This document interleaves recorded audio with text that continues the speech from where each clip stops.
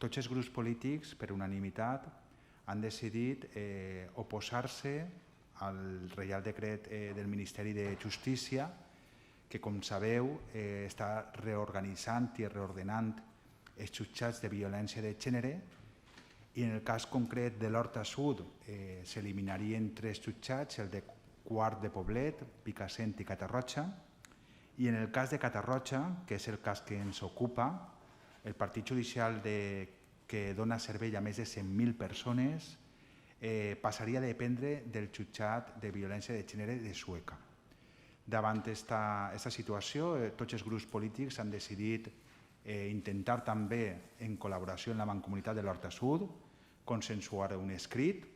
de cara al futur plenari, que faríem el 22 de desembre,